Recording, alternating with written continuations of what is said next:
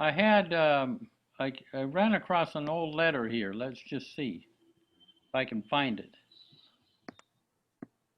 Oh, wait.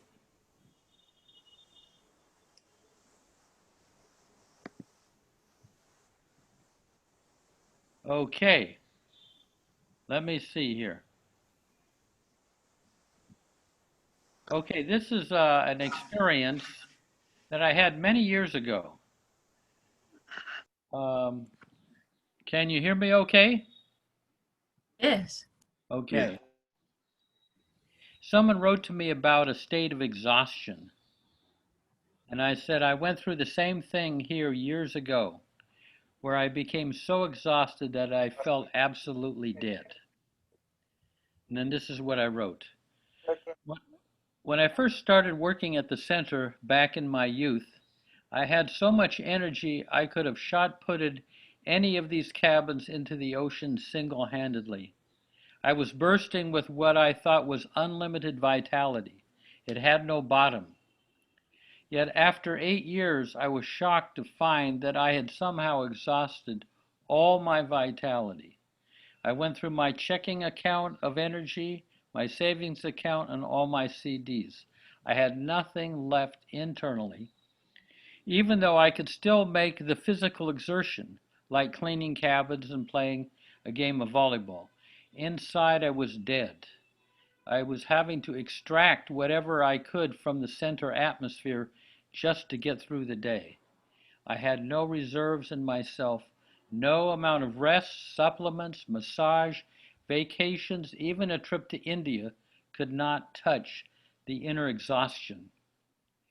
It was toward the end of my second trip to India during this period, still in vast, still in a vast and arid, depleted state, that Baba intervened. I was biking from the city of Ahmednagar out to the Pilgrim Center, and about three-quarters of the way, I spoke out to Baba, not with any emotional alarm because I was dead emotionally. I blurted out, Baba, I can't do anything more. I am depleted. I have nothing to give. I am having to sponge energy from anything and everything around me. All I want to do is lay my head in your lap and go to sleep. Don't ask me to do anything more. All this is going on while I'm still biking. Immediately I heard Baba say within me, one of the rare times he's spoken to me. Baba said, but I don't need you. I can do what I have to do through this one or that one or no one at all. Rather than feeling hurt, he doesn't need me, I felt in my vast inner deadness a pinprick of relief. In that moment, I realized that 95% of what I took as my responsibility toward others was imagined. This was a great surprise to me, as I had for years consciously avoided the trap of taking undue responsibility for others. I then said to Baba, now that you don't need me, what should I do? He replied, do what you love doing. This whole exchange took probably no more than 15 seconds. I continued biking out to Maribad, feeling an infinitesimally faint glint of relief. Back at the Pilgrim Center, I suddenly became sick and spent my last week in India resting. I returned to Myrtle Beach, and following Baba's advice, I began pruning back all my responsibilities at the center and only did what I loved doing. Ironically, as time went on, I gradually increased my work, continuing to do what I loved doing. And lo and behold, inside of a few months, I was doing everything I had been doing before, all my previous responsibilities, only this time I didn't have to do it. Baba didn't need me to do it. The work was voluntary, you might say. Previously, I must have felt that if I didn't make efforts to be responsible, I might lapse into a state of irresponsibility. But what a surprise. I found to my great relief I found myself to my great relief in a state of non-responsibility, a unique state that had eluded me before, a sort of effortless effort. Since then, I have never been exhausted to the extreme degree as I had after working 8 years at the center. Of course, I often am good and tired by the end of the day, but after a night of sleep, I wake refreshed, ready to start a new day. That is, I'm not hung over so much by the accumulated exhaustion from previous days and months as in the past. And I don't feel I'm doing Baba any favors, that he really needs my service. On the contrary, he is doing me an immeasurable favor by letting me work here with love. Wow. Looking back, I feel though that if I hadn't made the all-out efforts to serve Baba heart and soul and overdone it, I wouldn't have received by his grace this unique state of non-responsibility. That is, I don't know if that state would have come to me by not taking responsibility for anything. Uh, anyway, so that was kind of what a letter, it's from a letter I wrote many years ago. That's beautiful, Jeff. Because I don't know, some time back, I don't know who shared or I read somewhere. So, wherein Baba says, don't try to look to do something. When the need is there, you go and do what is necessary. Good. So, Yeah. I mean, don't scramble around for opportunities. But when there is a need, that's when you jump in and then do the Yeah. best. Good. Yeah, that's kind of what I gather. I mean, it's Baba said to be in readiness to serve, but don't if you're looking around for opportunities to serve, it's a form of selfishness. Respond to the need, but don't kind of overdo it like I did. Kitty said she quoted the Bible. Jesus said, if a man asks you to walk with him a mile, walk 2 miles with him. She said, Jeff, you're walking 5 miles. I thought it was a compliment, but it wasn't. I overdid it. I mean, I was completely dead. A type of deadness that I never knew existed. But anyway. So you basically say do whatever is most natural to you, and that's what. Because I've seen things that I tried to do and then I failed miserably, and then I realized I was only just trying to, I mean, really look for opportunities for which I'm not too equipped with, and I had to give it up. Yeah. Yeah, I had to give it up and then take upon something that actually is necessary. And I don't know if it is really still necessary, but at least that's what I like to do. Yeah. No, that's good. Now, if we can kind of convince Ganesh of this, get him out of the corporate world, and just do what he feels like doing, rolling beaties on the roadside of Pune. Hey, Jai Baba, everybody. Yeah. Hey, Ganesh. Hey, Jai Baba. that's a lovely, lovely thing that you read. Thanks, Jeff, for sharing that. Yeah. Mm. Yeah, it was part of a letter I wrote to somebody. You Yeah. can share it. Yeah. Do share with us too. Would love to have it like that. It can be read anytime then. Oh, you mean kind of What try? you read. Yeah, I can maybe put it together, kind of fill it out a little bit. Yeah. Yes. So Dinku is here. Oh, Yeah. Yeah. And Mama Bear, Farishte, is she around? No, she's just a nameplate. She is here, lost in Hafez. Oh, good. I hope we got, if you got a Hafiz available, I'm all Well, ears. if you're willing to be patient, I'll finish this one. Yeah, Um, take your before I time. before I pass out. Yeah. Yeah, this is a good one. And actually, what I was going to do tonight for you guys is show the difference between what's in the common version and what's in the book that I'm translating from. Mm-hmm. And, you know, kind of a little academic study, but I don't have to do that. It's just interesting to me. Mm-hmm. So carry on. I'm listening. Yeah. So Ganesh, you got any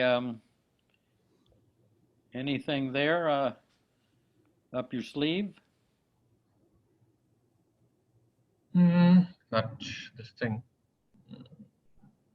I mean, They're also doing effort and grace parallelly, Jeff. yeah, Yeah. we do it. Yeah, we do it every Friday.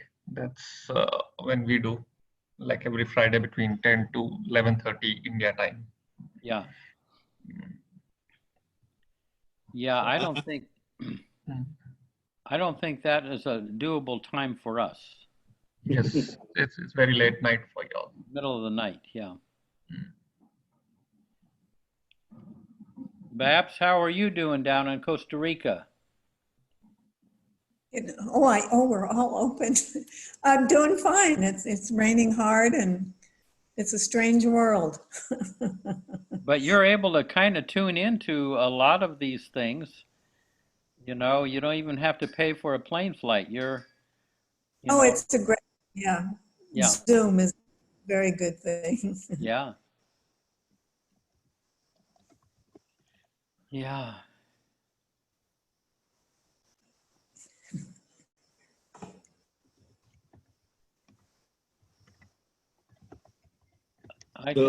I can see Dinku speaking, but no Yeah. audio.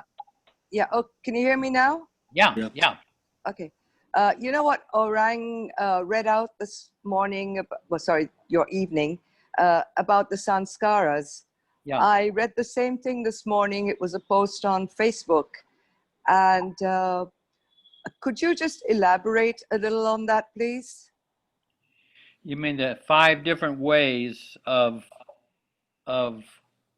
dealing with sanskaras, right? Yeah, the 5 ways of getting rid of the sanskaras. Yikes.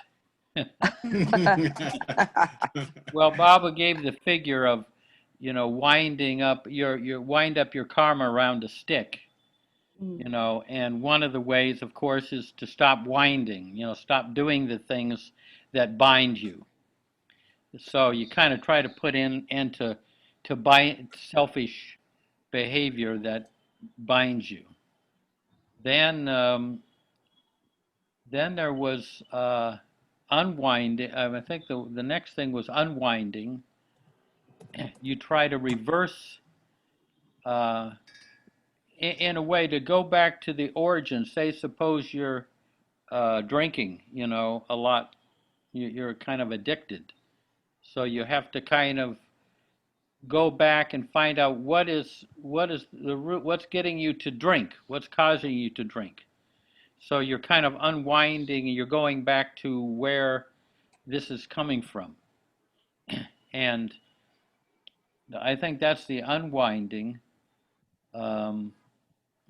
Third one is the unwind. Let me read out the first one. Yeah, The cessation of creating new samskaras. That's the Yeah. first one. The second one is the wearing out of old samskaras. The third one say is that again. the wearing out of old samskaras. That's the second one. Yeah, Third one is the unwinding of past samskaras. The fourth is the dispersion and exhaustion of some samskaras. And the fifth is the wiping out of samskaras. Those are the five which is things. done by a perfect master or the avatar. Yeah. Yeah, The fourth one is sublimation. yeah, that's the key. Sublimating, you have, you have all the loves in your life of your children, your family, your neighbors, and everything, but sublimating that toward love for God. So it becomes more one-pointed. That doesn't mean you give up the love for your family and everything, but you're taking that, you're going to the source of where the love is. So you're sublimating your your worldly love in favor of love for the divine.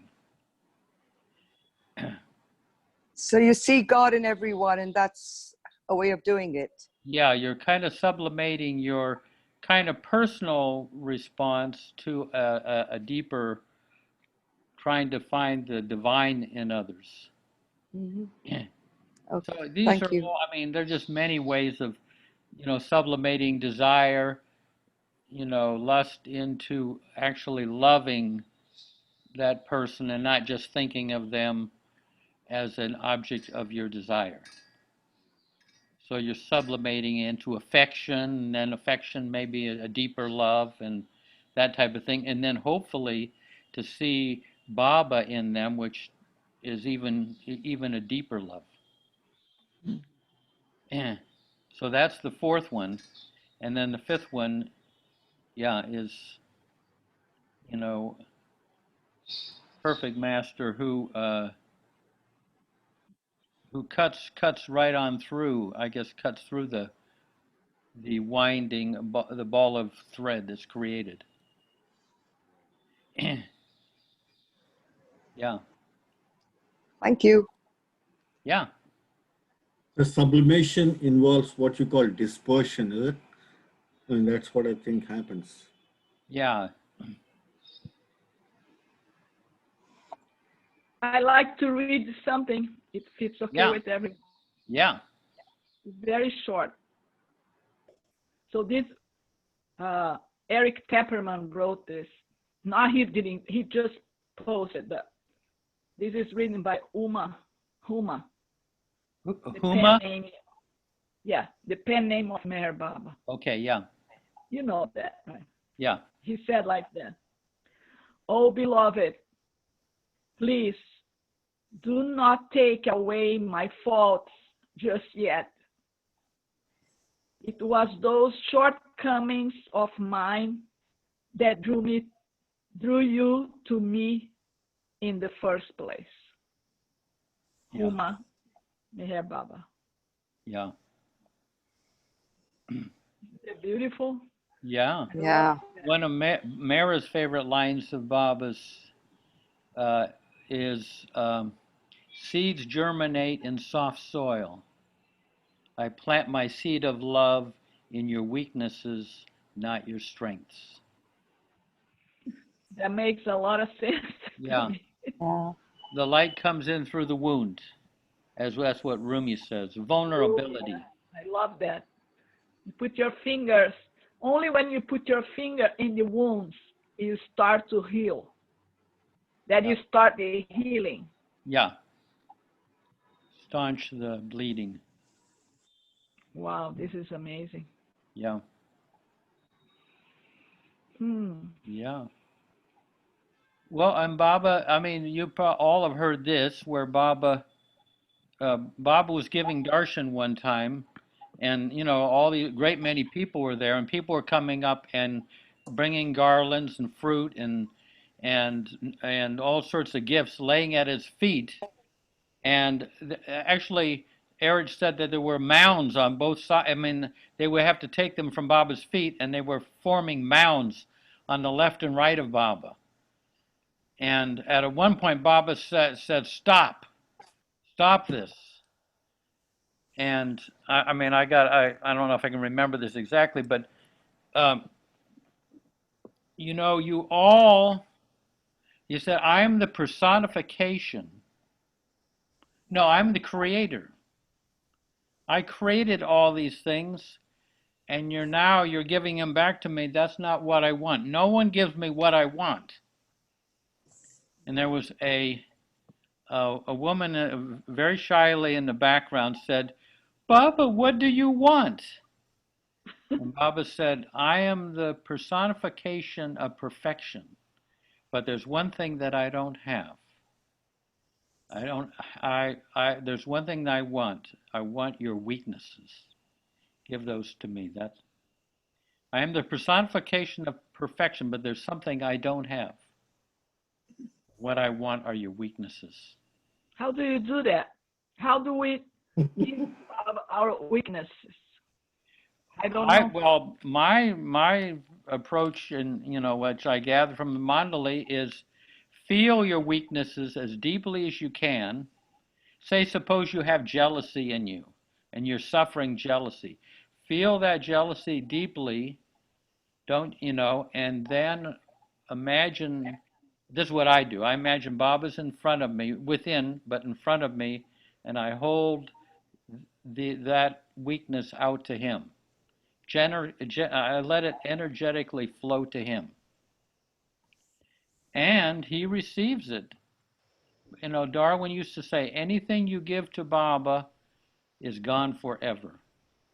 Baba is impressionless being, and any impressions you give him are gone forever. But there's a layer behind it that looks just like the one you gave him. So it doesn't look like you gave him anything, but don't let that stop you. Go on and give the next layer. As many layers as you can. And then, a few days later, that jealousy comes up again. Well, then you got another chance to give some more layers. Yeah. But some of the initial layers are gone forever. It's not like it's not like they come back again. Right. It's not like this pandemic, that you build up an immunity to the first layers that you've given to them. But Jeff, I had an experience that Baba took from me, something that I didn't know what it was, but then he made it clear. One day I there was recently here at Arti, I had this anguish in my heart. I didn't know what it was. I was very upset and, I wasn't like feeling good about myself that day. I was really in agony. So after Arti, I used to do that. After Arti, I would come here in this room and sit with Baba, for a while, and just be quiet in silence, sitting with Baba after Arti. That evening, I was with all this anguish and this and that, and after Arti, I came and I sat, with Baba like I always did. So next thing I know, I felt Baba took out this energy that I was, as it turns out, was guilty. That I was feeling, that I wasn't aware what was guilty. Yeah. He made it clear for me that it was guilty. And he took out of me this energy.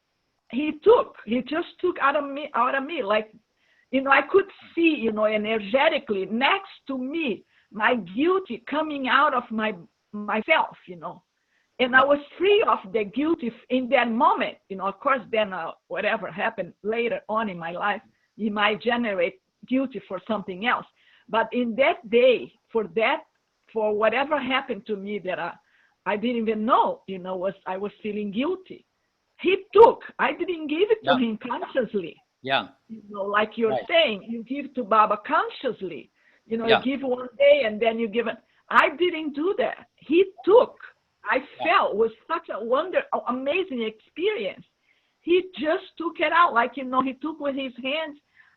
He placed next to me, and I saw it, and it was gone. That was amazing. Yeah, sometimes they'll just take it. I know. I think people have had it where you go to India, and and you have your usual hang-ups and everything like that, and you come back, and you open your suitcase, and a lot of those hang-ups he's taken while you were in India having a great time. It's something you used to worry about. It's just not there anymore. You you didn't consciously give it to Baba, but there's a you know he'll even take things, but he does have our permission because but here's the thing that Darwin stressed. This is it. As you give things to Baba and they're dissolved, you give things to Baba and they're deleted from your computer, so to speak. That is there's some you're liberated a little bit from certain hang-ups and everything. But the most important thing is you make more room for Baba to live in you. Yeah. As you clear out things from inside of your heart, then Baba has more room to live in you. That's the important thing. Yeah. So a lot of these the mandali, everything has been knocked out of them, so it's really Baba in the interior, and they are just the shell. Yeah, I felt my suitcase much lighter when I went to India in December. I really did. Yeah. Yeah, he was like, what happened? It's so light. And when you're around divine impressions, like in the tomb or any place where Baba has been, those divine impressions dissolve your good and bad impressions just by being there, even if you can't see that it's happening. That's why we're attracted to Baba's, these places where Baba has been. Things get dissolved. There are divine impressions all over the center like autumn leaves that you're wading through, and things are getting dissolved. It's a beautiful thing. Yeah, I cry a lot in India in December. Yeah.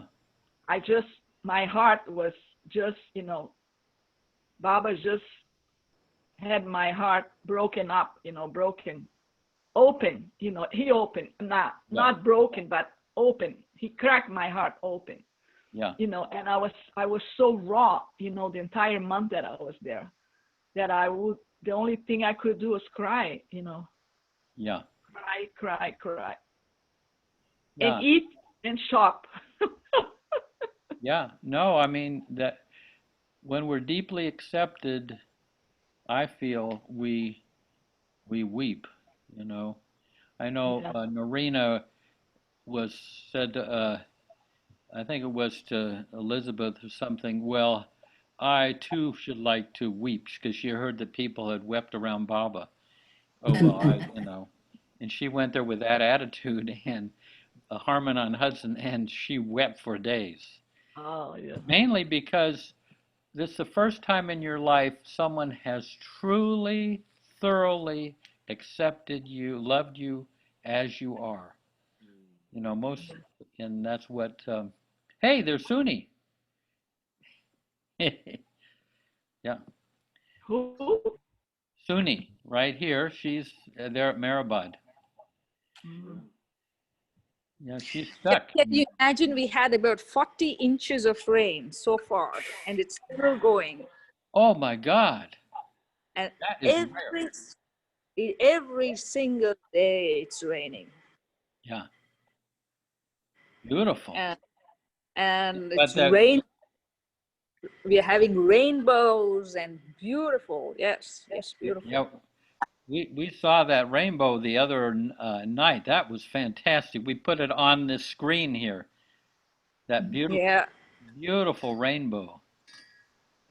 Yeah. Yeah. In fact, a rainbow was there on Sunny Day. Yeah, unique. Sunny Day. We were at the Samadhi. Rainbow, yeah. The rainbow was there immediately after the Aarti at Mehrabad. Yeah, really beautiful. Hey, so Jeffrey Beadle. Oh. He's in Mehrabad too. Yeah, he was just right next to you on the next little rectangle. So, Jeff, what do you have to say? Any observations from Mehrabad? Is it not audible? I don't know. Maybe he's not hearing. He doesn't know he's in, maybe.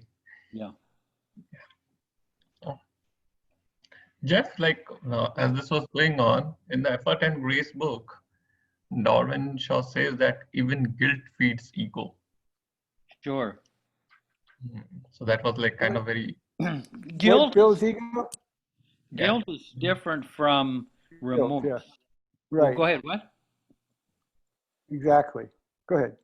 I was just saying, if you do something that's selfish and you hurt somebody, remorse is a natural response. But guilt, I think of guilt as kind of half lukewarm remorse. So it doesn't get resolved. Like, I asked Erich one time, what was Baba's forgiveness like? How did you experience Baba's forgiveness? Good question. And he said, when you do something unkind and selfish, you make this appeal. People, traditionally make an appeal to God to be forgiven. And they kind of persist and pursue that until they feel relieved. But he said with Baba, the remorse you feel for being selfish and unkind is the sign that you've already been forgiven. Wow. You repeat that last sentence again? You realize. And remorse doesn't make you feel small. It makes you feel like you've grown, you've learned something. But like guilt, guilt is a mental thing, whereas remorse is heartfelt. Guilt means that you didn't live up to your mental standards. And you never really guilt. I find if I'm still feeling guilt after about 3 days, I'm going to do it again. I mean, the seeds, I'm feeding the seeds of it again, whereas remorse kind of burns up the seeds, so you are less likely to do it in the same way anyway. I mean, some of these things, you can feel remorse for anger, and anger is a long, I mean, you don't get rid of anger in one weekend, believe me. But remorse is different, is heartfelt, and guilt is up here. If you notice, bring it down into the heart, and then you can, I feel it gets resolved. This is what Bao used to say. He says, if you do something wrong, unkind and selfish, and you justify it, then if you justify what you did, then there's no remorse. And if there's no remorse, there's no forgiveness from Baba. And if there's no forgiveness from Baba, there's no change in you. I mean, it was kind of like a formula. Wow. You follow that?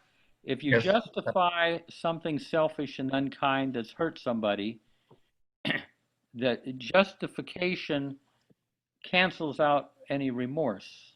And if you don't feel remorse, Baba can't forgive you, and this, and then you just continue to be the same person. Okay, this actually, if the person is doing something wrong or something, this reminds me of a story of what I read in a book. I think that was written by Craig. Yeah. In that, what happens is, there is one resident in Mehrabad. He somehow, all his neighbors, I think, were troubling him, and they were creating problems for him and everything. And it comes to a point where he couldn't bear it much. So he goes to Erich and he shares his situation. He tells him like how all his neighbors in Mehrabad have been giving him all sorts of problem, and they're really troubling him and all that. And Erich gives him one answer, says him that the people all who are creating problems for you, go and tell them sorry and give them your love. And then this man starts debating with Erich, saying that I'm not creating, I'm being the victim and they are troubling me. He said, no, you should go and say sorry. you should uphold the truth and say sorry to them. And that kind of like that story, like where he was not even, means the way it was put that he didn't commit anything, but he was put into problem. He was made the victim. But here Eric says to him, you should go first and tell them sorry and give them your love to them. And that was kind of, I mean, that story just, it reminds me of the story where. Yeah. These are some of the impossible ways of resolving things. I mean, I found it impossible. Yeah, even if I put myself in that resident's shoes, I mean, that level of self-effacement, and that puts me to the question of like, is there something called as self-love or something, or self-respect? Is that, I mean, where does it have a place? Should it not be there? Should we live into complete self-effacement? I mean, that kind of self-effacement is very impossible to a normal person like me. But what means there is a small thin line between like self-effacement, self-respect, self-love, and all that. Well, I'll tell you one time. This used to happen to Bob Brown and I. Somehow we would upset one of the guests at the center, not through anything that we had done. They were just in a kind of a bad mood, and they got upset with us. They thought we weren't treating them right, but we were there. And so the person was like upset, and say the next day, Bob Brown and I would be in the caretaker's cabin. We'd see that person go by, and we'd say, okay, one of us has got to go down and say we're sorry. for something they should actually be apologizing to us. You know? And so we'd sit there at the sink. I don't think I can do it today, Bob. Why don't you go down and apologize? the person that had the least negative reaction was the one who had to go down and apologize, because the apology freed, that took them, what can I say? It resolved the thing in their mind. You know, I mean, you know, it'll work. I mean, you know that and there's some truth in apologizing, because somehow, if we had been more sensitive, we wouldn't have hurt or upset them. If we were really intuitive, we wouldn't have done it. So there is some blame on our part. So that's the type of ridiculous thing you wind up having to do in this life. Yeah, did you go and apologize, or Bob went? Bob did you go went, and apologize?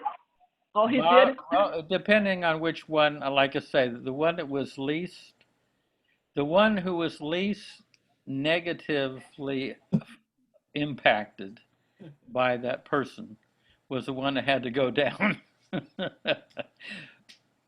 But then so that their stay, they could be, because so that would resolve that in their mind, and they could go on to enjoy their stay on the center. Yeah. So it's kind of ridiculous. Hey, Alan, great. Did you just arrive, or? Yeah, I just popped in a few minutes ago. Yeah. Well, you don't look very scorched, or your eyes aren't red. Are you guys doing all right? Oh yeah, with the smoke. Yeah, it's pretty bad here, but we've got a filter, so I'm grateful for that. Yeah.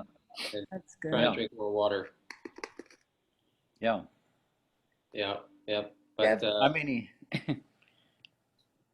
3 hours ago he had a crew cut, but just being out there and all the smoke, look at it did to his hair. yeah. Hey, were you talking about giving in to the love first? Giving into the love first. Yeah, I mean, not specifically that it was a particular situation we were talking about guilt as opposed to remorse, and apologizing when the other person should really be apologizing to you. Yeah, But as a way of resolving the situation, you apologize to them. That's a tough one. I know. There's a line that Baba said to Arnavaz. It's a very unfortunate truth, where Baba says, there's nothing to give in when you are wrong, but it has spiritual value to give in when you are right. Yeah. I'm in this situation right now, What's that? I'm debating. I am in this situation right now in my life. I'm debating if I should go and apologize to that person when I think he should apologize to me for. Yeah. No. Because he never gave a proper apology. He did what you said. He justified his action, and never apologized. Yeah. So he thought he apologized, but he didn't. Whatever. But I am still debating if I'm going to apologize and forgive. You just forgive. But I didn't bring myself to do that yet. So I'm still. Well, do it. You could do it in the form of in my heart. You could do it in the form of an email, so that's a little easier to do. If you don't want to kind of lock horns with the person again.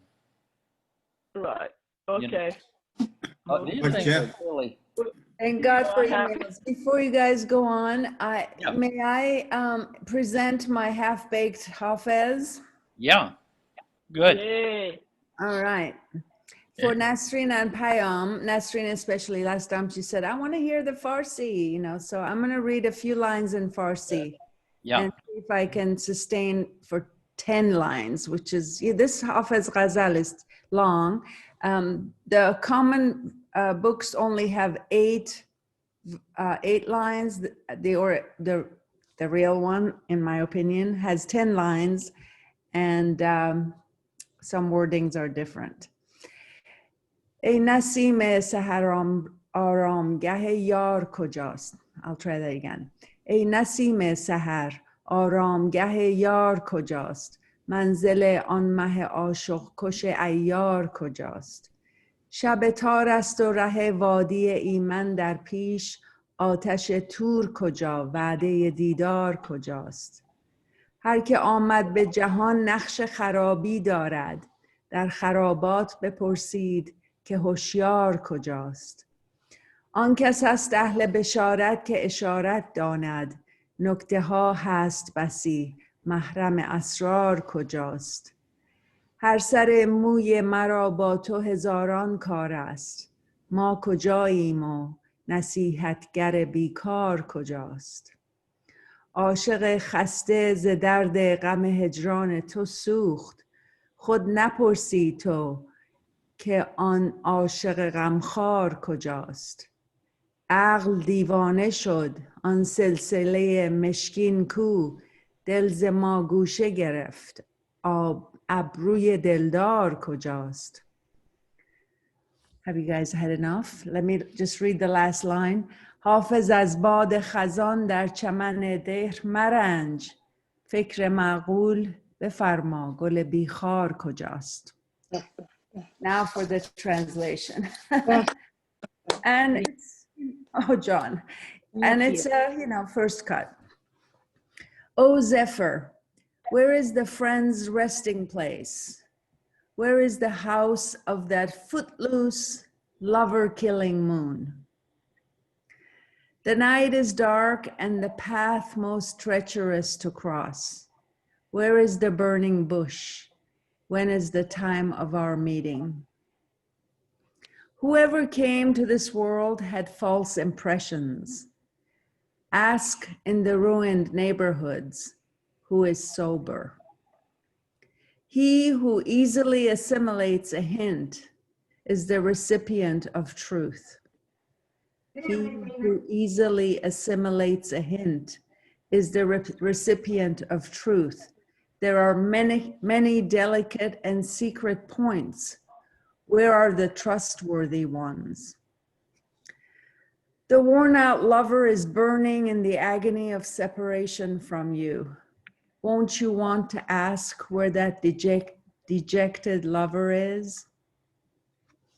Intellect went insane and said, where is my beloved's dark and fragrant hair? The heart is estranged from me. Where is the eyebrow of my sweetheart? Wine, minstrel, and rose are all present. However, the enjoyment of these is impossible without the presence of the beloved. My heart is chagrined from the monastery and the speech of the priest. Where is the perfect master and where is the tavern? Hafez, do not be dismayed by the autumn wind blowing in the green pastures of the world. Think wisely now. Where is the flower without its thorn? Wow. Powerful. Hey, Baba. Who is Zephyr? Zephyr is the very delicate wind, the morning breeze.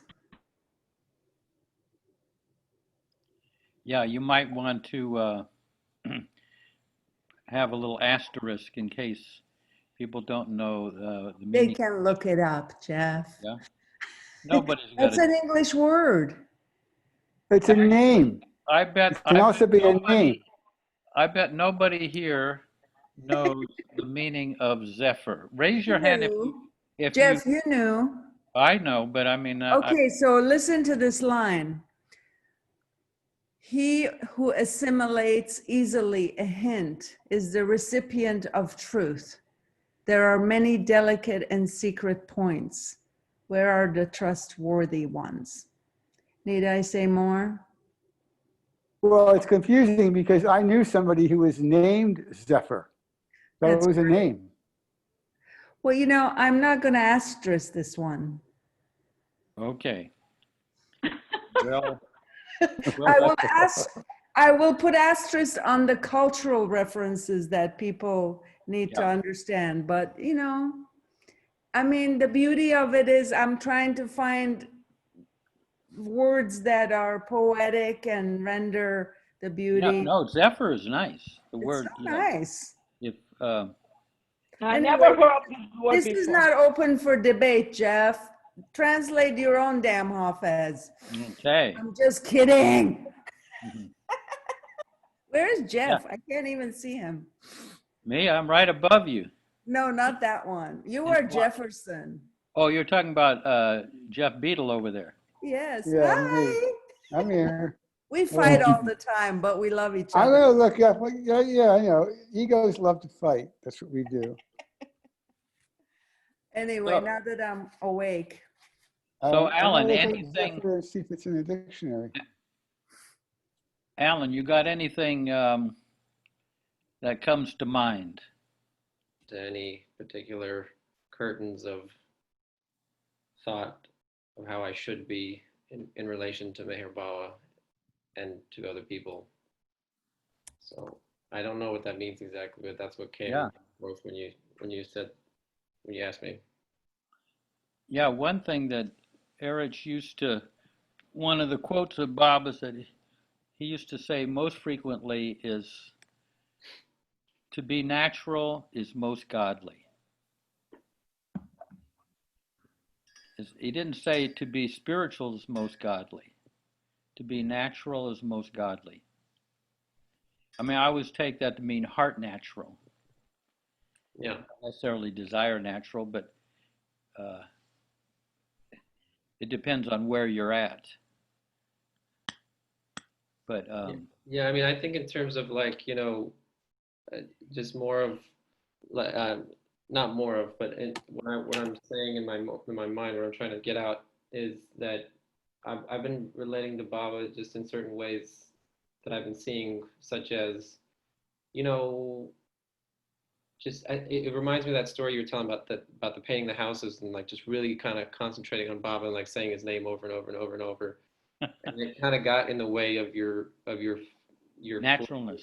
your naturalness, yeah. And so Thank so that sort of I just sort of been relating with Baba in that way recently with everything, you know, everything seemingly falling apart in the outside world, but really it's like, you know, I think sometimes if I feel like frustrated, or sometimes if I feel sad, or if I feel uh, happy, or whatever it is, it's like the pendulum swing seems not to be going really high and really low anymore. It's like there's not this like really deep like swing like elation, and there's not this really deep like I just feel like I just want to end it all kind of thing. It's more like I just feel like, all right, you know what? Okay, I'm done. I'm annoyed about that, Baba. Okay, yeah, okay, we're great, and then it passes, and then it passes, and it's like I don't have to kind of beat myself up, like, you know, I should have been more compassionate. You know, it's like, well, I wasn't, and that was just the way it was, but I can recognize it and get, you know, I don't know, just sort of taking the pressure off of Yeah.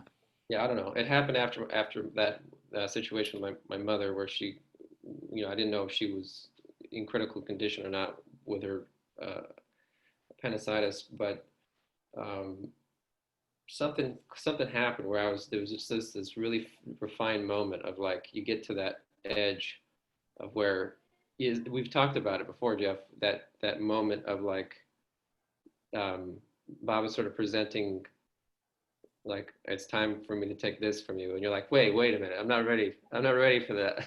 Like, don't take my wife, or don't take my mother, like don't take my job, or like I'm not ready to surrender all that, like, you know. And it was just sort of got to that fine refined moment, and something kind of clicked, and it was like I just really felt like kind of like I leaned back, and he's running the show kind of feeling. I don't know, you know, that's putting it simply. Yeah. Yeah. Yeah. I mean, where you're, Yeah. let go of what you want, and Yeah. with the kind of daring that uh, leaving it in leaving it in Baba's hands, Yeah, not knowing. it's that or going mad. Like I could have went Yeah. mad with anxiety and Yeah. panic, or I could have, or I just like surrendered. Yeah. It's like, okay, all right, Yeah. Beautiful. yeah, but Yeah. No, those are the.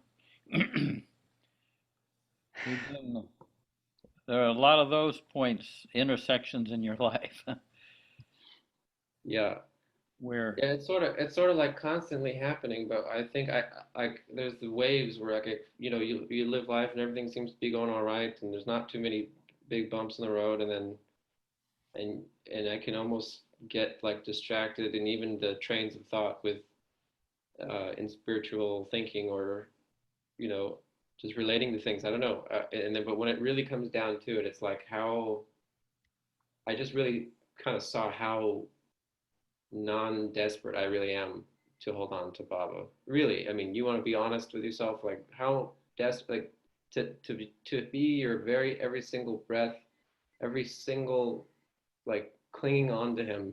I'm not doing that all, you know, 100% of the time, and that's natural. But I really saw it. I kind of like when there was those moments of like I just was desperately clinging to him. I was like, wow, I really don't do this like 100% of the time. Definitely not. But which is not a negative thing. It's just like, whoa, it was a perspective. You know, it was a Yeah. perspective shift. Yeah. Yeah. Yeah. I don't know if that makes sense to everybody. Yeah. But how is your mom doing? Did she do fine through this all?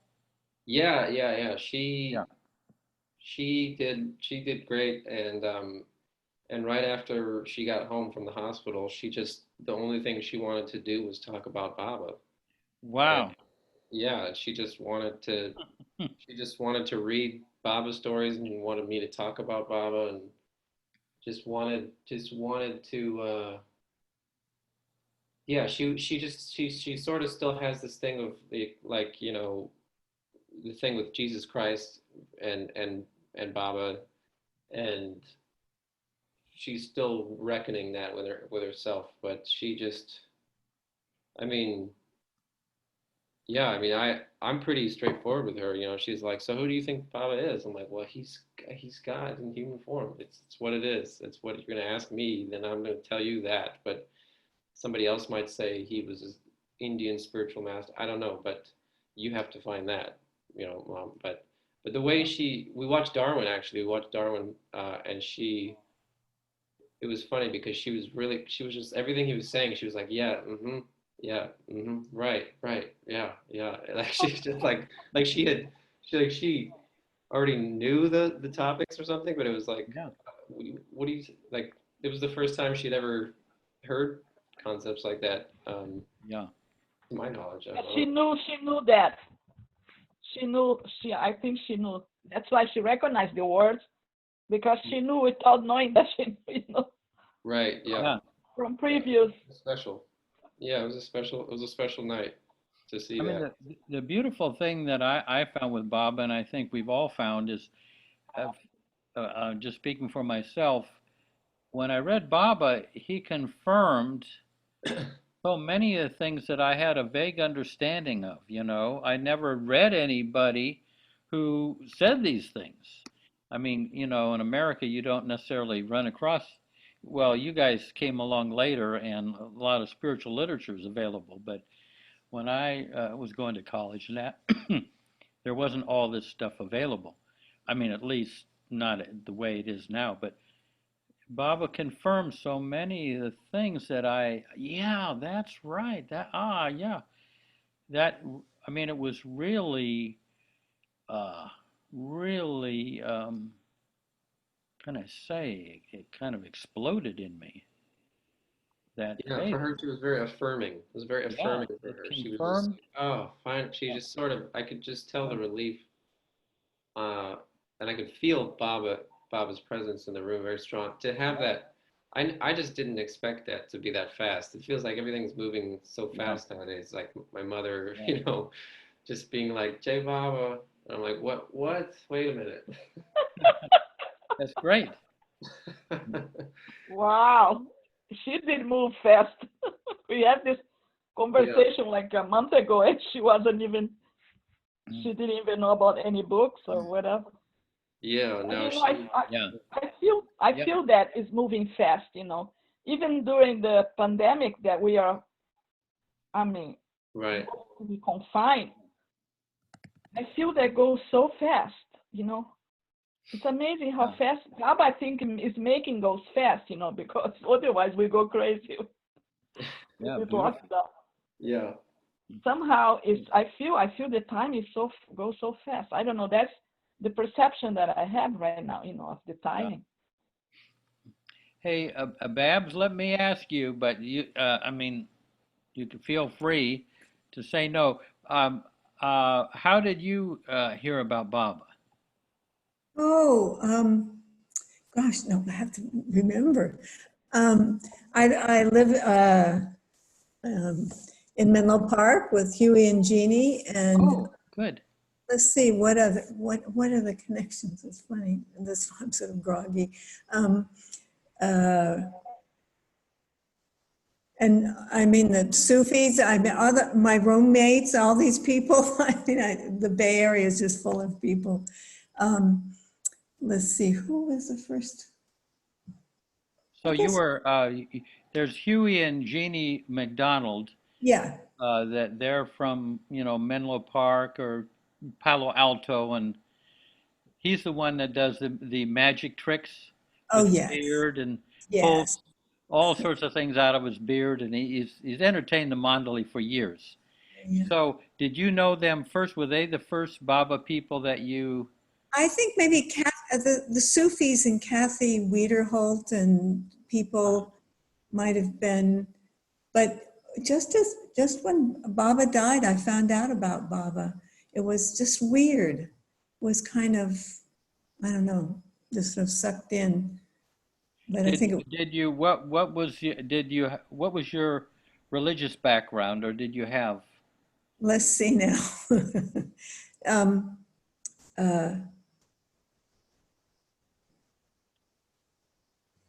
No, I didn't grow up with the religious stuff. Yeah. And I have kind of a sense of beauty that about God that I think I've always had since I was a child.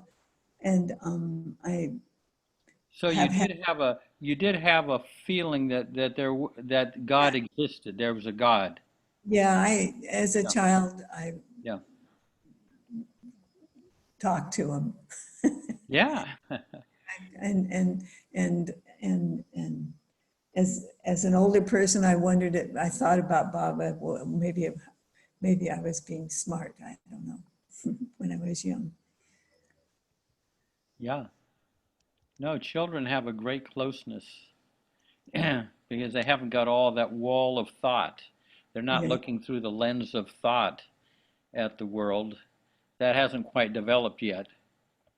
So they can they get that fewer veils until they start getting educated, and then sometimes they lose that vision. I had a therapist once, and I guess I mentioned Baba, and and I just sort of mentioned as a child, I felt like, there was something out there. And she said, oh, but all kids go through that phase. I think she was quite a solid atheist, but. Yeah. Yeah. No, a lot of young early childhood, we do have that wonder and spontaneity, and we live in the expansive present, which is the soul, you might say. And then we gradually kind of lose it. Now Baba's trying to get us back to that experience. This Yeah. time we're not going to squander it, hopefully. Yeah. We're lucky. We're not going to get tricked now this time around. Uh-huh. Somebody wanted to. Oh, really? Yeah. Oh, yeah. Was Ayesha, has she been on here? No. No, so but you're in touch with her. Yeah, Yes. send her my love. I mean, we talked a lot about her mother. It's yeah. It's about God, what's her name? In India? Ayesha. Yes. Wonderful young lady.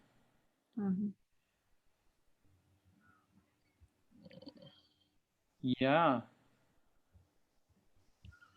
Any Ganesh, will you anything that comes up for you? I mean, as we were discussing, I was thinking the level of self-effacement, like that, the story that we were discussing, and you were saying like about Bob Brown and you, and then that one of you all had to go and apologize.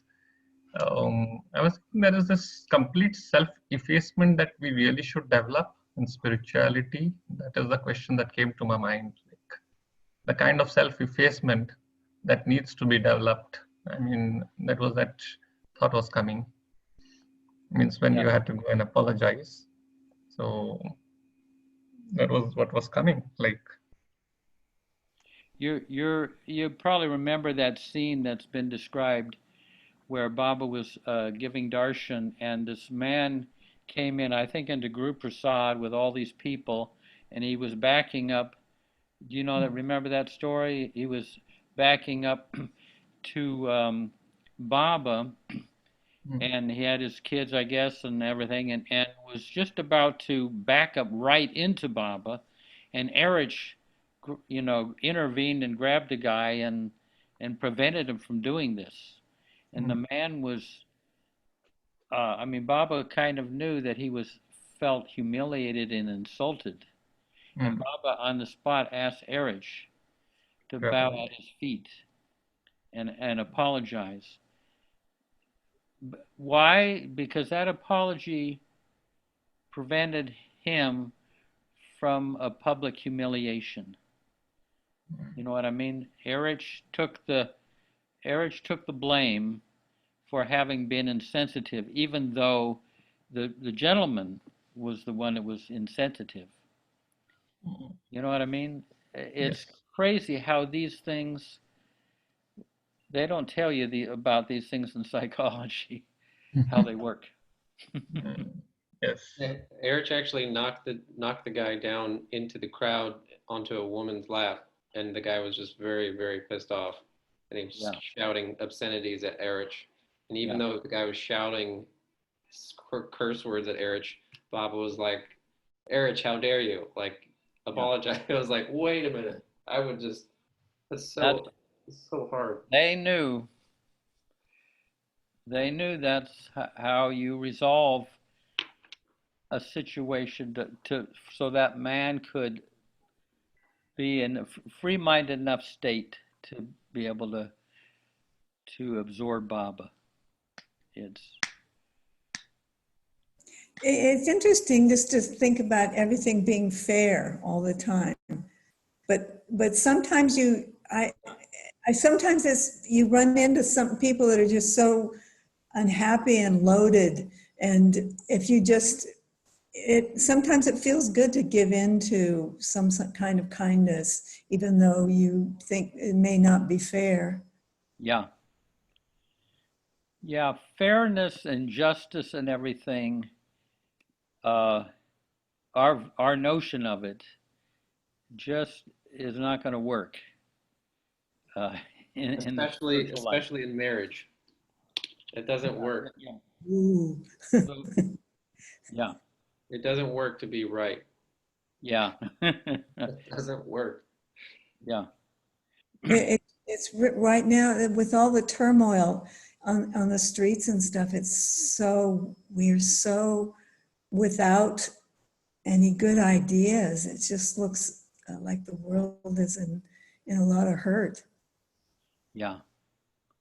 Yeah, I wish they would adopt Martin Luther King's nonviolence Yeah, approach.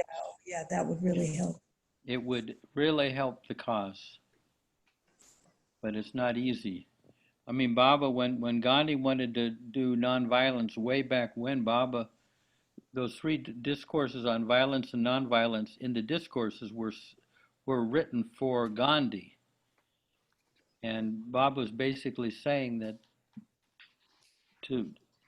nonviolence takes a tremendous amount of discipline. And Baba indicated to Gandhi that you couldn't just do that. You have to be disciplined and trained. If someone beats you and hits you and everything, not to respond in unison, not to react. It's just, and it wasn't until much later, when that Gandhi pushed for India's independence. But this was back in the 30s, so all the way to the 40s, late 40s is when they were ready for the nonviolence. And even then, boy, it was a bloodbath. Well, there was also a violent arm for Indian independence. I mean, Gandhi was doing his thing separate from a whole other faction. Yeah, yeah. And also with King's nonviolent thing did not work out so well because his life was cut short way before the issues were resolved. So American culture does not fit the American culture as well as it did India. Yeah. India is a much less violent. I mean, India is a nation that has never retaliated against all the invasions it has suffered.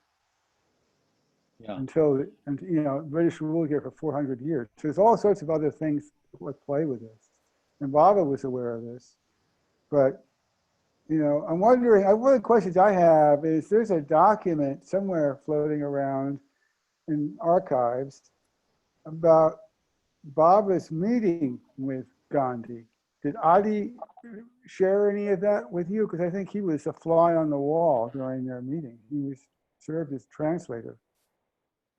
It's a question for you, Jeff. I was wondering, because since you were very close to Adi, it seems, I wonder if you ever Was it? I thought it was shared Chanji, but maybe it could have been Chanji. It could have been Chanji, yeah, because he was the first secretary.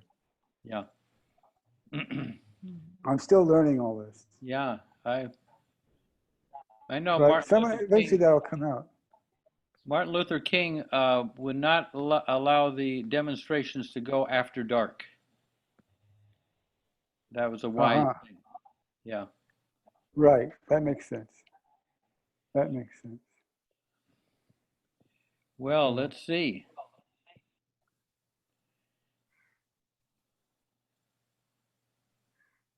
Let's see. Any neat subjects? Telly, you got anything rattling around over there?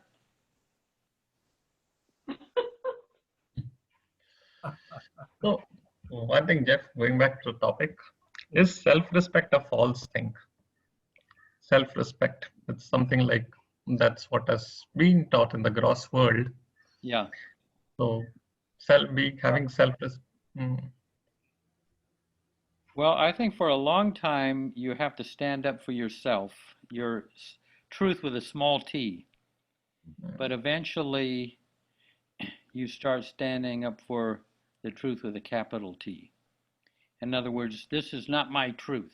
You know, I have to stand up for my truth, and you stand up for your truth. But eventually it becomes important to figure out what the truth is. Like in that scene with Bob Brown and I in the caretaker's cabin, going around and down and apologizing to this lady who had been very insulting to us. Now, that, you know, I could have said, I'm going to stand up for my truth. You insulted me, and you should apologize to me. I shouldn't be apologizing to you. But the truth is, the real truth, the capital T, is one of us has to go down and apologize, you know, because that will resolve that situation with love. So the private truth and then the truth, it takes takes a bit of doing. So you're talking about self-respect. You know, if I don't stand up for myself, I'm not being respectful. Up to a certain point, but then you get your self-respect from standing up for the truth, which is the loving, most universal thing to do. And it may be that you have to eat crow. Jeff, what you're talking about, Jeff, to me, is reminding me of this chapter in Discourses, Volume 3, where Baba talks about forbearance. And basically, on our path, it's required that we have increasingly deeper understanding of true love, which the Master, from his grace, gives us. And this makes us painfully sensitive to those impacts from the outside, which not only do not taste of love, but actually bring him into contact with cold contempt, cynical callousness, agonizing apathy, and unabating hatred. And all these impacts try his forbearance to the utmost. And then it goes on to say at this one part, this is where I thought it kind of intersected. The task of forbearance would be easy if the aspirant could become reconciled to the ways of the world and accept them without challenge. Having seen the higher, however, it becomes his imperative duty to stand by it, even if the whole world opposes him. Loyalty to the higher truth of his own perception demands unshakable moral courage and readiness to face the criticism, scorn, and even hatred of those who have not yet begun to open out to the truth. And although in this uneven struggle he does get unfailing help from the Master and other co-aspirants, he has to develop the capacity to fight for the truth single-handed without relying upon external help all the time. And so it's like, yeah, we to me that reminded me of taking a stand on, like, are you going to take love, to have the courage to take love in your own, to do that in that moment when someone, they're completely wrong. They're not making any sense. And yet you're going to give in to the love first and be like, I'm sorry. Yeah. How can I soften rather than, you know what I mean? That passage you read is I think one of the most important passages in the discourses. That, those words are, read them again. I mean, the first part of Sure. that. This is what, being a Baba person, this is what you have to deal with. Baba says it right here. Just the first sentences I was reading. Yeah. As the aspirant advances on the path, he acquires through his contact with the master an increasingly deeper understanding of true love. This makes him painfully sensitive to those impacts from outside which not only do not taste of love, but actually bring him into contact with cold contempt, cynical callousness, agonizing apathy, and unabating hatred. All these impacts try his forbearance to the utmost. Even the worldly man suffers in the world which he occasionally finds indifferent or hostile, but he is thick-skinned and his suffering is less acute. He does not expect anything much better from human nature and thinks that these things are inevitable and incurable. The aspirant, who has tasted of a deeper love, knows the hidden possibilities in every soul, and his suffering is acute because he feels the gulf between that which is and that which might have been, if only the world had even faintly appreciated the love which he has begun to understand and cherish. Yeah. See, there it is. I mean, that's why it's difficult. I mean, especially in this world today, to me, it's expected, it's understandable if it's very painful to be in this world when all of this is going around us. And the possibilities of how loving we really could be with each other, and you're kind of powerless to do anything about it. I mean, we can do certain things, but some situations are very painful to endure. Yeah. Yeah. Thanks, Alan, for that beautiful paragraph which Yeah. you read out. That one, when I first read that when I was when I was back in your age, that jumped out at me. Boy, that is so true. Yeah. I don't know how one has, I mean, because then immediately I think of how does one do that? Like when I first read that, I was like, well, how does one do that? And then if you don't mind, I could share this next sentence or two where Yeah. Baba sort of, which is another kind of almost impossible for me thought, but he says, this supreme moral courage can only come with supreme confidence in oneself and the master. To love the world and serve it in the ways of the masters is no game for the weak and faint-hearted. Yep. Well, there we go. Yeah. No, it's to be expected. I mean, you could translate out of this and transcend out of this, but Baba, I mean, I think I told you, I remember Adi saying to us when we were there back in the early 70s, if you get advanced with Baba, he has to bring you down, and that involves great suffering. He said to be a Baba lover is better to be on the gross plane. But then to be on the gross plane, then you have to deal with the very stuff you read about, agonizing apathy, unabated hatred, and all of the various things that were listed there. Because the darkness goes after the light.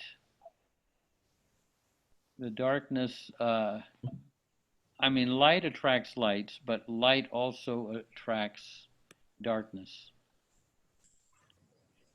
darkness pays its respects to the light, but it hurts. I think dark can survive when there's light around. You know, darkness will extinguish itself if there is light. You know, the light will transmute the darkness when it's a real light. You know, it's a real genuine light. You know, it will transmute the darkness. You know, the darkness don't survive when there is a lot of light around it. You know, it's just but to the light. You know.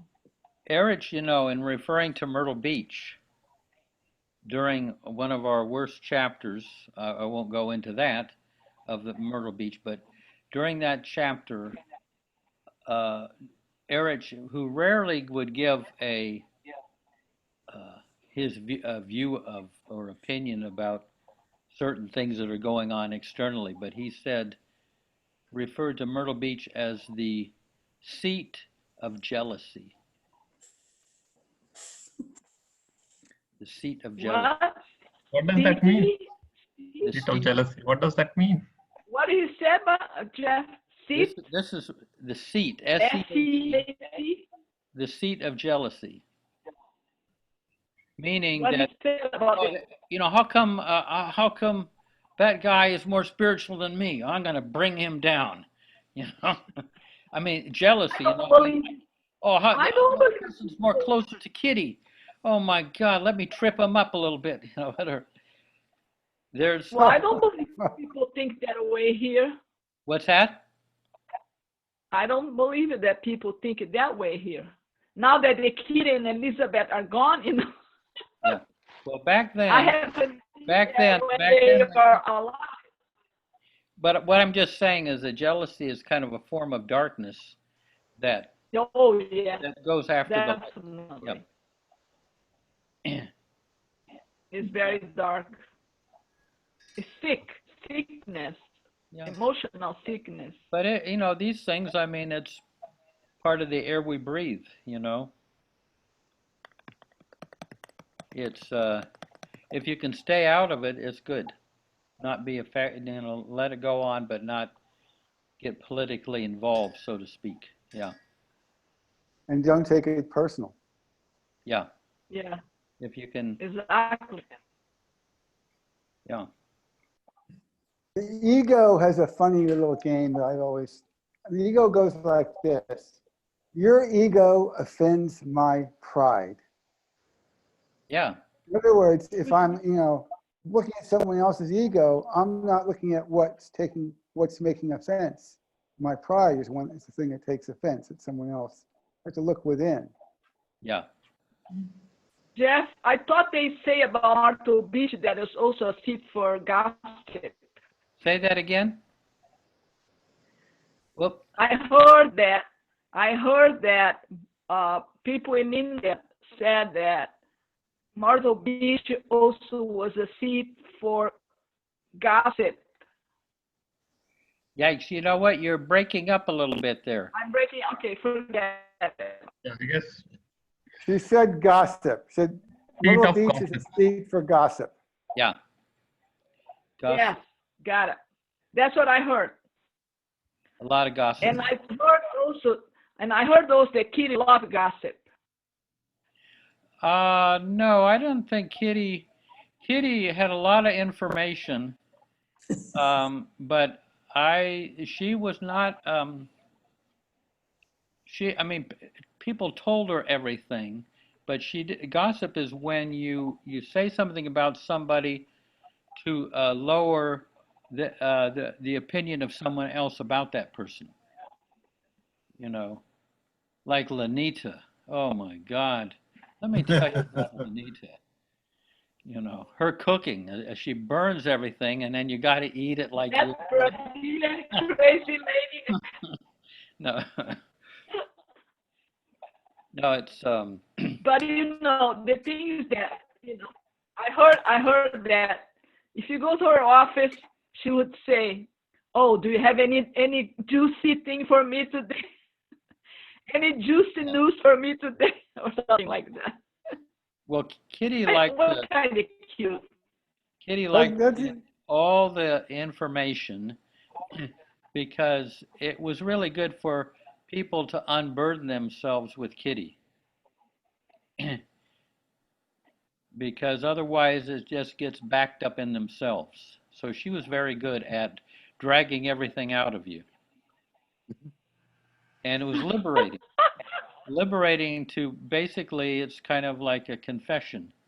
Sometimes when you confess something, you kind of make a clean breast of it. So Kitty Yeah. had a way of, you know, you wound up telling her just about everything. Yeah. You know, Jeff, it happens everywhere. I mean, ego is a million-headed cobra.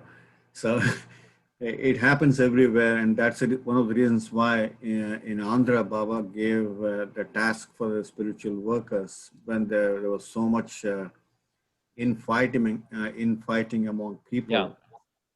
To get things done their own way. I mean, they're all doing it for Baba, but then they have their own ways and their egos and they clash and the spiritual jealousy that I want to do more than other, which sometimes is good if it is positive, but when it becomes, when it goes to an extent where I want to put you down and because of that spiritual jealousy, then it will work negatively. So, but this is a problem I think everybody has to deal with. I mean, I have seen this happen even now. Yeah. There is no place immune to this. I mean, just. So and we probably wouldn't grow if. Yeah. I mean, I have to say, I benefited from the tremendous negativity aimed at me. It helped me immensely, but at the time, I certainly didn't think it would be of any help to me. You know, there's a beautiful conversation written by Bal Natu on this, attention and recognition. That's so beautiful. I mean, I'm sure you all have read that. I mean, but that's a good one to read when you get a chance. Uh-huh. Reread. It's called the what? Attention and recognition. I mean, in a way, we all want to be, you know, sort of recognized. I mean, I go to a party and if nobody looks at me and talks to me and I feel a little off. And I mean, he talks about it. And then, and obviously, as you know, in that book, Conversations Awakener, Bal Natu is conversing with God internally. And then he describes where Baba tells him how to work around it. I mean, how to deal with it. I mean, the problem of being recognized and seeking attention. And I think seeking attention is a fundamental reason where things can go totally out of control. And that's where the ego really unknowingly just, I mean, sometimes, at least I found it with myself. I mean, you're not aware, but you get dragged into a situation where ego is playing its game very subtly, and and only to realize later that I've been wrong, but it can take a while. Yeah. Okay, I gotta go. Yeah. See you, Lenita. And take Good night, that. everybody. Thank you. It's been a pleasure. Yeah. Lady. And don't forget that pan on the stove there, too. What pan on the stove? What are you talking about? The one that's burning.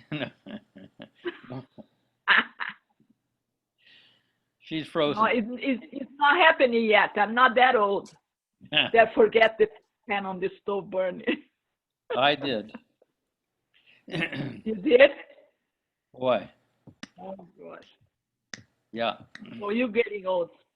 Yep. I'm getting younger. All right. Good night, folks. Yeah. Jai Baba. Yeah. Good night, Lenita. Jai Baba. Yeah.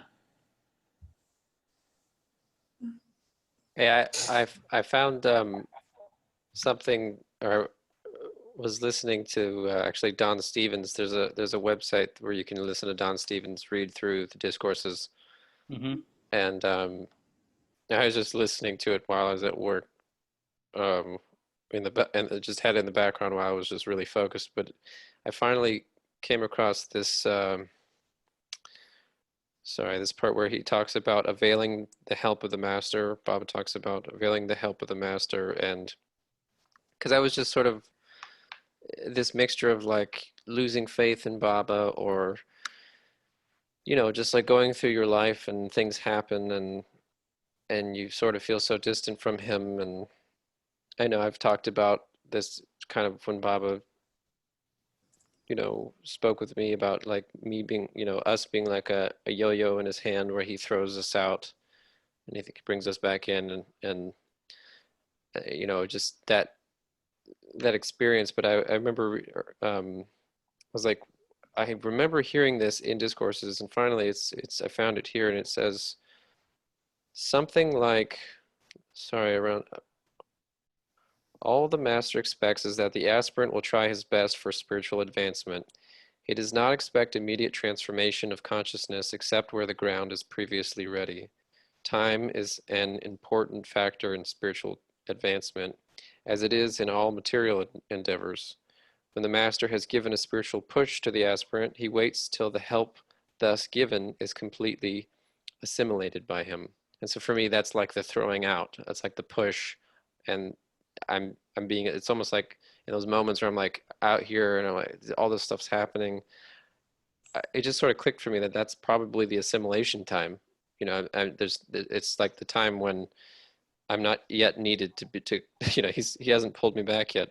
And he said an overdose of spirituality always has an unhealthy reaction, particularly when it is inopportune. The master therefore carefully selects the moment when his intervention is assured of maximum results, and having intervened, he waits with infinite patience till the aspirant really needs further help. Yeah. So if I could just remember that would be really helpful when I go way out there. That's like, it's just not the time. I'm doing all right. It's like that to me is telling me I'm doing all right, even when it's like I just feel like I'm in the void. It's like that doesn't mean that he's away from me or I'm away from him, but that it's an assimilation, or there's something that I'm processing with the work that I'm doing with him, and it's not time for him to intervene yet. So I don't know, I just thought that was helpful. Yeah. I just been waiting to find that paragraph. I mean, I think it's important to keep in mind that he is right there with us. Yes. But he may, bring a certain lesson or a certain insight, but it's not like he's, over over next door or something, and then he kind of comes and checks on you and kind of gives you a little lesson and goes back over to the other, over the Right. place. He's kind of right there. But then, but as far as, a lesson, he might put a lesson into your mind, and then you go off or into your heart, and then you try to bring that insight in the heart into your life. And he's right there watching that as you try to carry out this new insight of being, say, forgiveness. He might give you a certain aspect of forgiveness, and that's put onto your ledger. You pick it up like a waitress that gets right, or a chef who gets. But you go out and you try to carry that insight out, and he watches that.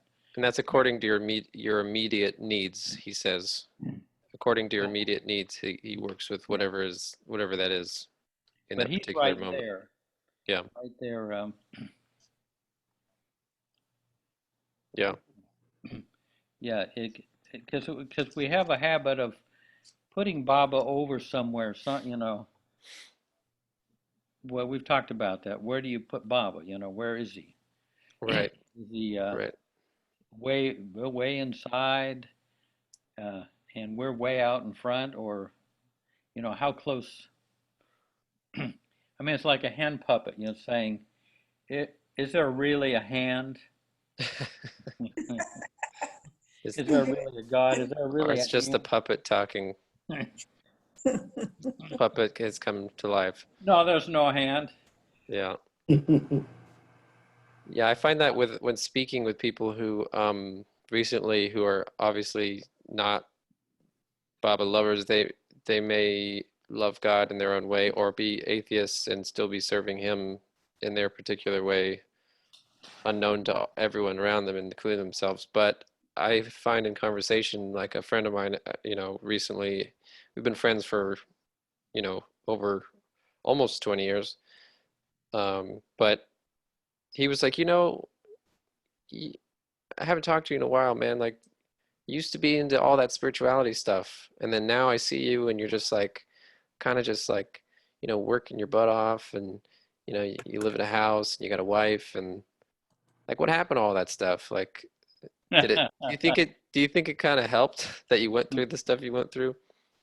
And I just didn't even bring in Bob. I didn't even have to say it. It was just like, I just sort of went with like the immediate, like speaking to him on our level and didn't have to talk about Baba. And I just, just whatever was it that I needed to say, it was like, I just felt like the thing to say. It wasn't, I didn't have to think like, what do I say now, Baba, to this person to connect him to you or something. You know what I mean? Like getting in the mental gymnastics of it. Yeah, because you have to kind of, what I always found is having to translate Baba into whatever someone's language is. Right. If it's the language of psychology, you translate into that. If it's the language of family love, you translate into that. Kind of knowing what is the language they're speaking, because if that definitely usually Baba's not their language. Spirituality is often not their language. Right. But then you can say the very same thing in their language. Right. Even those truths. And that was the point I was making. Why I brought it up is because Baba is in everything. He's never away. Even when I'm talking in terms of like, I don't know, man, they're just talking shop or something with somebody. He's still there in that, whether or not I'm even consciously aware of that or not. And it's just, I'm in his web. So no, that's to be real flexible and adaptable. Yeah,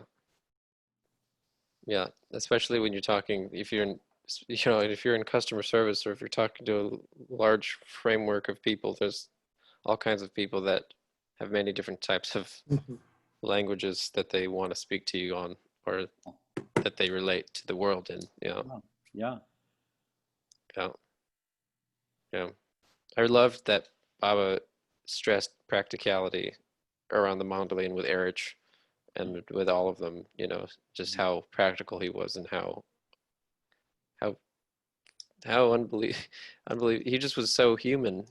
It was just like, I don't know if you were here one of the nights when I mentioned that I was in India when I think it was 72 or 3 when Dr. Duncan's some of his relatives came to pick up his effects, some of his stuff.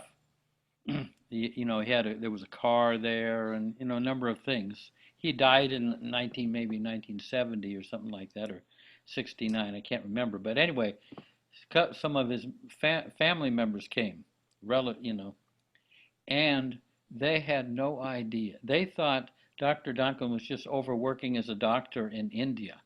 They had no idea that he was one of the intimate disciples of the Avatar. He hadn't even bothered to tell them. So what I mean is that, and I think if there had been an opening, he would have, talked about Baba. But like I say, he was their uncle, who was just, kind of an interesting guy, working as a doctor in India. Wow. Didn't even mention it. I mean, didn't even mention it at all. I mean, imagine, That would be like Peter, the disciple of Jesus, just didn't mention his family that he'd been, living with and following this Jesus around for. Oh, I thought you were just fishing. You mean you're not fishing anymore? An interesting fact that actually helped my mother, because I had told her that Baba had, oh no, she had read in Love Alone Prevails that Kitty was taken to, is it pronounced Harvan? Harvan, yeah. Harvan. She had read that Kitty went to Harvan with Baba, and he had said some comment like, the body of Christ, Jesus Christ, is here in one of these caves. And she was really affected by that. She was like, that's not what happened. That's not what we were told. Like, I was told in Catholic school that, he died on the cross, and then he went in the cave, and then he like left the cave in his, in 3 days or something. And then, so that prompted her to do some in-depth research, and somehow she found some guy, some scientist, who really was dead set on trying to find the historical facts about what happened to Jesus Christ of Nazareth. And apparently the guy found historical evidence that, in fact, yes, I was going to say Baba, Jesus did in fact go to that area, that region, and probably died there. And she was, so for when she heard that, or when she kind of had that flip, she sort of really, that's when she was like, tell me more about Baba. It was just Baba's kind of gift to her. Yeah, there were 2 books that I know of. One of them was, Jesus lived in India. So it's documented. Wow, I didn't even know that. Yeah. Yeah, and he was known as Isa. Isa. Either ISSA or ISA. Yeah. I've never heard that name. Yeah. Isa. I think it's double ESA. Isa. Isa. It's double ESA if I'm not mistaken. Uh-huh. I've heard it, but yeah. But anyway. Wow. But I don't normally bring that up with Christians, Well, it was my mom, so I took a chance. Yeah. I was like, what, I'm just gonna go all in, or not. I'm like, if she doesn't get it, if she gets upset, then we'll figure it out down the line. So I just kind of threw it all. Yeah, that's good. Yeah, seemed to be what Baba wanted. Yeah. Yeah, but Jeff, you know what you said about Isa? I've heard the expression, I think it's used by Catholics here sometimes. They call him Isu Christ, Isu Christ. Like Isa Christ, but they say Isu Christ. Is this like in Hindi or? I'm not too sure. I know that I've come across it and people mentioning it. Uh-huh. But I'm not sure if it's in Hindi or if it's just some of the Catholics that mention it as Isu Christ. Yeah. Yeshu. They also call it as Yeshu. I think it is Yeshu. Yes, Yesu. That also. Yeah. Yeshu. Yeah. Yeah, I really loved Darwin's when he gives that talk about his connection with Baba, or just sort of knowing that the Christ was back on Earth, and when he was working on those ranches. Yeah. That just, to me, it was like, how did he have that? How did he have that? That seems a bit more than just, I mean, maybe it was just intuition, but very refined intuition to have that sense like, oh, the Christ is on Earth right now. Well, not only that, but he knew that he would meet him. Right, and that he would meet him. That he would meet him. And so when Baba was brought off the ship into this hotel in New York, Darwin and his wife Jean were there, and Narita brought him in. This was in December, so it was cold, but Bob was all bundled up, but Narita brought him over to Darwin and Jean, Baba held, and Narina said, "This is Darwin and Jean Shaw. This is Baba."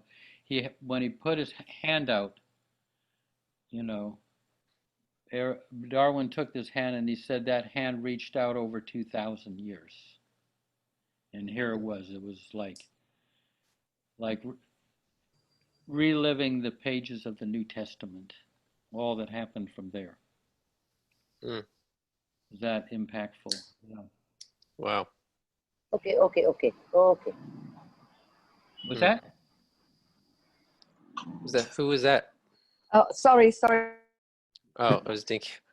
All right, Jai Baba, guys, for me. Yeah. Yeah. See you, Prakash. See you I'm later, gonna go Prakash. myself. I think I'm gonna go unless there's any. No, I'm about to go too. Yeah. See you, Babs. Great to see you.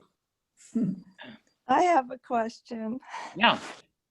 I came in late. Hi. Yeah. So you guys were talking about, how Duncan didn't even mention it to his family that he had been with Mayor Baba. Yeah. How does all of that fit in with Baba's last statement? Well, I don't know if it was the last statement, but, just to how important it is that people hear his name. I struggle with that all the time. It's like, how hard should I try to bring Baba's name into at least to make sure somebody's heard it? Yeah. Well, one thing, Baba, I mean, you probably heard this. Baba relieved us of a major problem with that. He said, "Your job is to bring my name to their ears. Right. My job is to bring my name from their ears to their heart." So, knowing that, what I sometimes do at an airport is like a big international airport, page Mayor Baba. To go over the whole thing. Hey, man. So, I mean, you can how they get Baba's name, I mean, didn't say it had to be packaged in a certain way. Right. Like you're on an elevator and you go, oh, Baba, Mayor Baba. They don't know what you're saying, and they've heard Baba's name.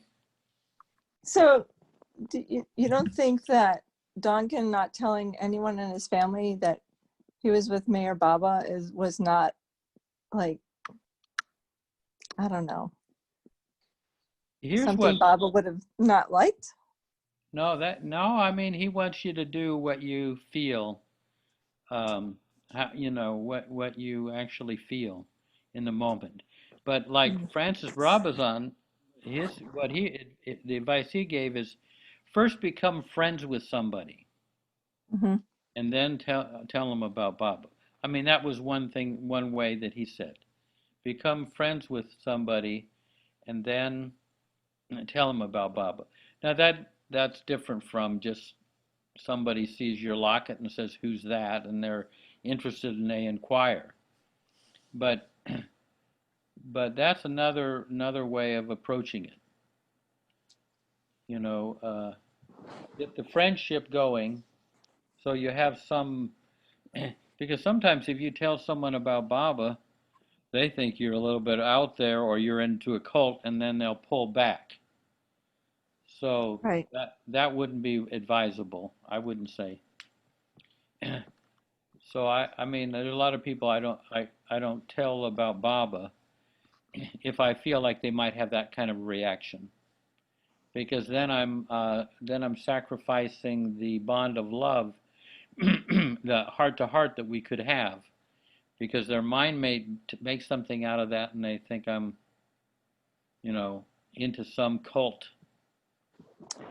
Yeah, I struggle with that at work for sure. Yeah.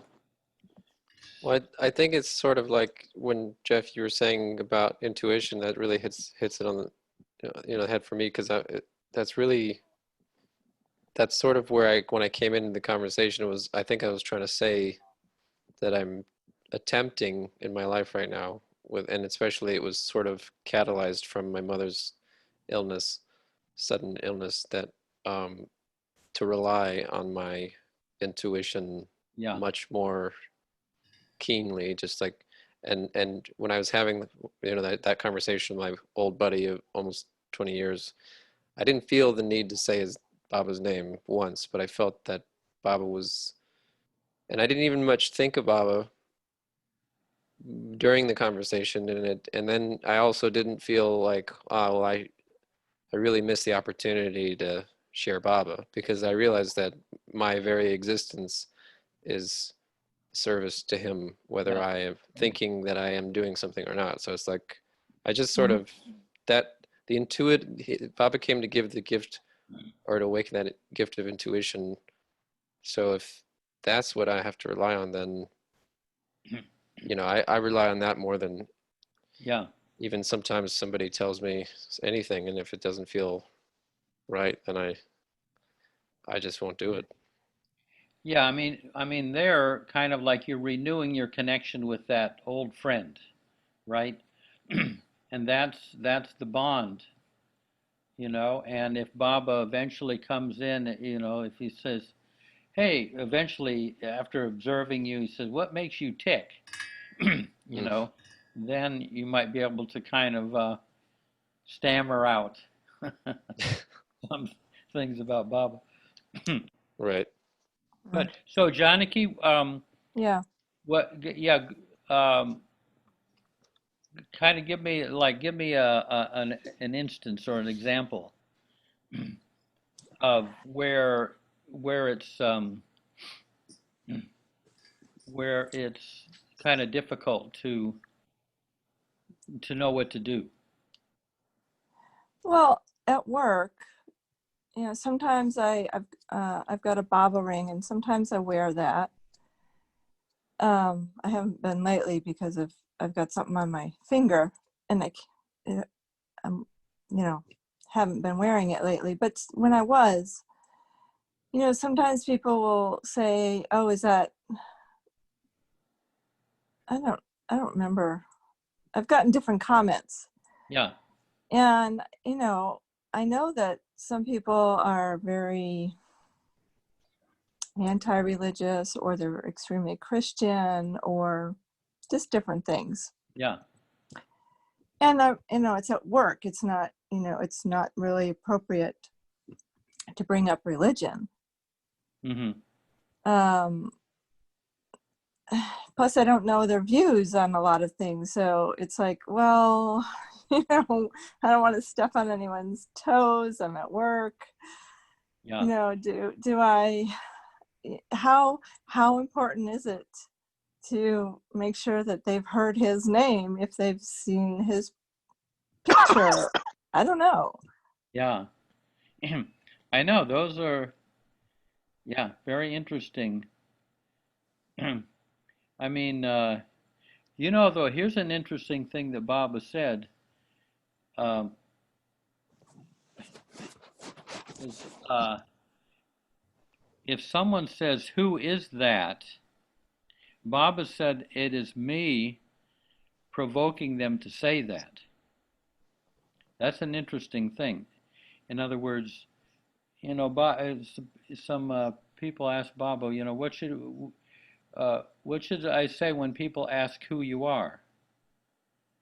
And Baba told him, tell them that he is the one who has provoked you to ask that question. Now, I mean, you can't exactly do that, but what I mean is that I might have a locket, and maybe once a month someone might say, "Who is that?" Even though, you know, people are seeing it, but who is that? And that one person, I always think, wow, Baba in them is asking who that is. Baba has provoked them to ask. But most of the time, they, you know, nobody even pays it any mind. Right. So I kind of light up when I think, oh, and I might just say Meher Baba. I might, I don't kind of necessarily give them the, You don't necessarily say Avatar Mayor Baba. no, I say Meher Baba. Okay. I don't, and then sometimes that's as far as they go. They don't really Right. want to know anything more, Right. or that they should know who he is, and they're embarrassed to say that they don't know who he is. For But me, Jeff, yeah, sorry for the Sorry, interruption, Jeff. yeah. sorry. So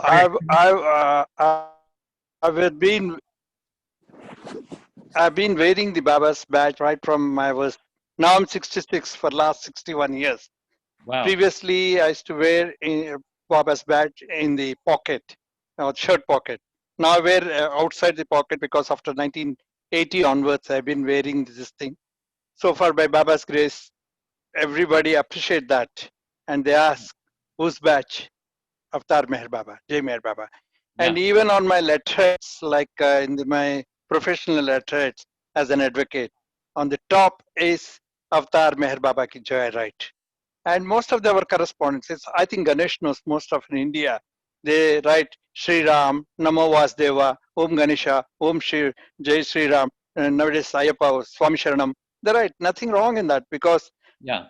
what I feel is people address. In fact, my brother Ram always says, don't address Jai Meher Baba to your friends. I said, nothing wrong. When they address me Jai Sri Ram, I have my faith in Meher Baba. I address them Jai Meher Baba. Because I say Jai, I won't say Jai Baba. I say Jai Meher Baba, because they should feel that the Meher Baba's name. It's my duty to communicate. This is way of I do. So nothing wrong in this thing. I don't know in the West world, but in the Eastern It's a world, little bit different. it's always A little we bit wear. different in the West, just because. Yeah. I mean, you're from the land of where spirituality and masters and everything is thoroughly accepted. Over here, it's a little bit different. Yeah. Right. If I were to go around talking about Even when I went to Australia and even states I toured, I never removed the badge. I was all the time wearing on my t-shirts and on my shirt button. When last time I visited states and I visited Singapore, and every place went I there without badge, and right from I don't know why when Adi told us, our mother, in 90, as early as in 56 and 58, then my mother always used to keep badge and also Udi on my forehead. Wherever I go, I do the Baba's badge always with me. If I by chance I miss, I feel guilty that I have done something wrong. If I miss a badge, Yeah. that was the part and parcel of my body. It has happened like that. And I wear Baba's chain in my neck and Baba's badge on my shirt. If anything is missing, I feel, because I had Baba's air even in my what you call talisman in the chain. But suddenly, because of the weight, I just removed and kept it for this thing, because it's so precious, my Baba's hair. So I kept it like that. So what I feel is, even when I went to as an government lawyer, I succeeded the case in the Tirupati road widening. They called me to Tirupati. There was 4 lakh people were waiting this thing. I was given a special darshan, and I was asked to stand before the deity for 10 minutes. And what I thought what to do. Suddenly I started doing Baba's prayer and Aarti. Then one of the priests of the community, prayer was, what are you reciting in English? I said, Baba's prayer. Oh, Meher Baba's prayer? He knows Meher Baba. I said, yes, Meher Baba's prayer.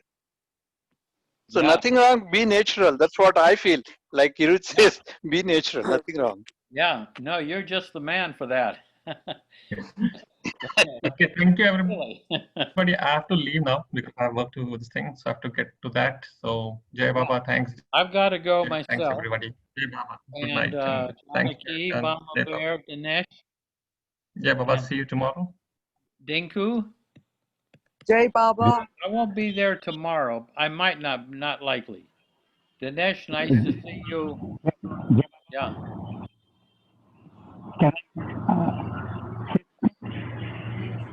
Yeah. See you guys. See you. Avatar Meher Baba Baba ki jai. ki jai. Yeah, Avatar.